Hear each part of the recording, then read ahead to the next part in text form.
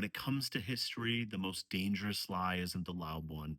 It's the one that calls itself neutral. I read Erasing History by Jason F. Stanley, and if you think this book is just about book bans and school boards yelling at each other, then you're completely missing the point. This book isn't really about what keeps getting removed from history. It's about how power decides what we're allowed to remember. Stanley looks at places like Hungary and Turkey not as distant cautionary tales, but as case studies on how democracies slowly hollow themselves out. In Hungary, the government didn't burn history books in the street. They reframed the nation as an eternal victim. They minimized Holocaust collaboration. They rewrote curricula to emphasize Christian nationalism and cultural purity. And here's the trick.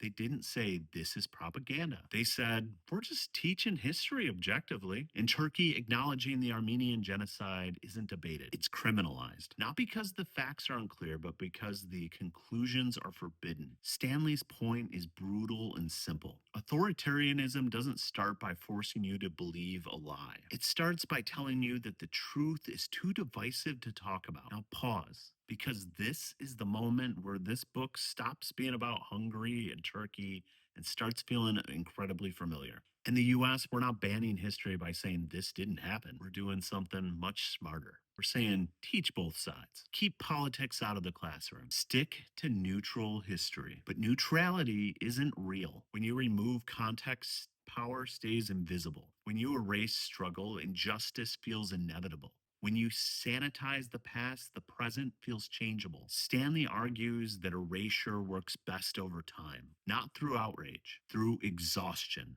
You don't need to convince parents that slavery wasn't brutal. You just need to stop explaining why it mattered. You don't need to deny civil rights movements. You just need to frame them as unfortunate conflicts instead of moral reckonings. And here's the part that really messed me up. The goal isn't belief, it's confusion. If history feels subjective, messy, unknowable, then authority becomes the only stable thing left. And once people stop believing that the past offered lessons, they stop imagining different futures. This book isn't subtle, and honestly, it's not trying to be. It's an alarm bell that says if you think democracies only die through coups or canceled elections, you're already late. Here's my question for you, whether you've read this book or not. What moment in history do you think people are trying to make us forget now? And if you were told that teaching it was too political, would you even notice what was missing?